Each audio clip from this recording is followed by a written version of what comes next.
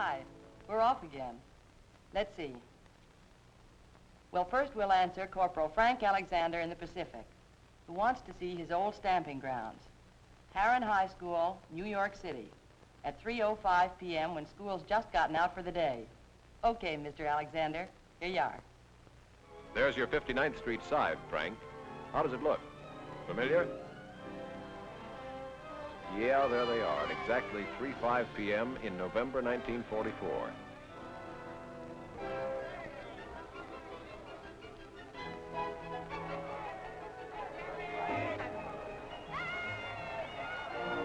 There's still 4,500 of them, Frank, and they've just spent another school day studying or sleeping, getting thrown out of Mrs. Martin's history class. And they're going home now at 3:05 p.m. Some of you will be surprised to learn we've had a pile of requests from guys in the Pacific, pleading for the sight of just a little snow.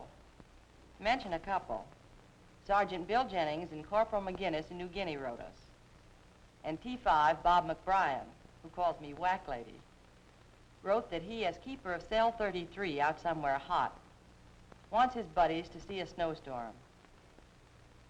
In fact, he says, you might even make it a blizzard. Does that look snowy enough, gents? And one gets you five that these bundled up G.I. Joes in Iceland and the Aleutians and Alaska would gladly trade it to you for free anytime you ask. In fact, 9 out of 10 guys on shoveling detail would throw in a month's pay and a pair of these frisky snowshoes for a couple of coconuts and a mosquito net.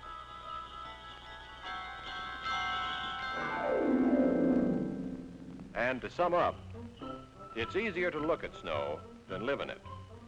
And there's one soldier who gets the point. Anybody who would like to trade, write me. And I guarantee you, I can't do a thing about it. But let's get on to the next request. So far, more Chicago boys have sent in hometown requests than anywhere else.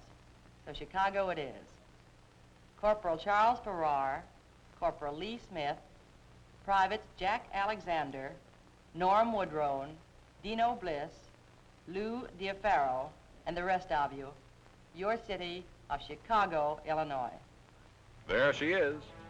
And you've got half a minute to see her, fellas. How would you do it?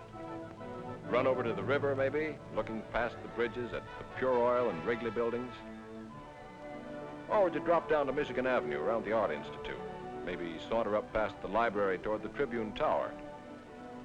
Perhaps you'd want to get over into the Loop at State and Madison to see your hometown folks go swarming past. Up past Fields and Carson Purys on the trolleys, shoving and hurrying to beat the red light at the corner. Would you try the L, maybe? The Ravenswood Express making the loop at Van Buren. Sure, we know. Even for half a minute, you wouldn't bother with the Loop or LaSalle Street or the Stockyards or anything else.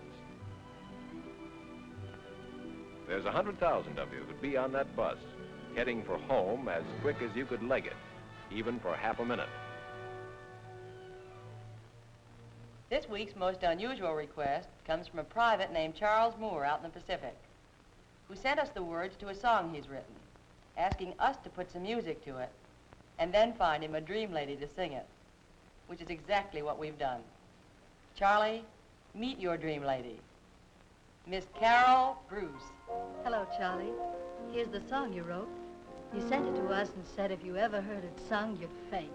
Well, get ready to faint, Jack, 'cause here it is.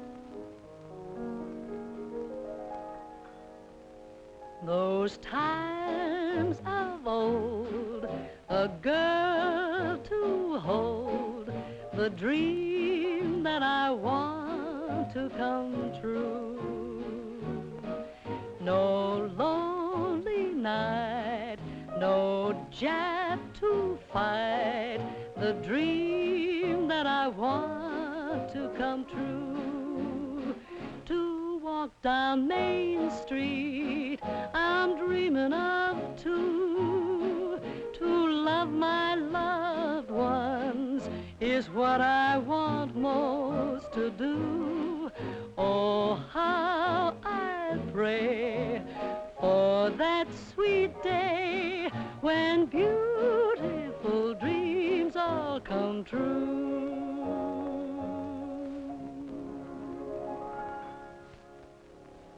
So long, Charlie. Thanks, Carol.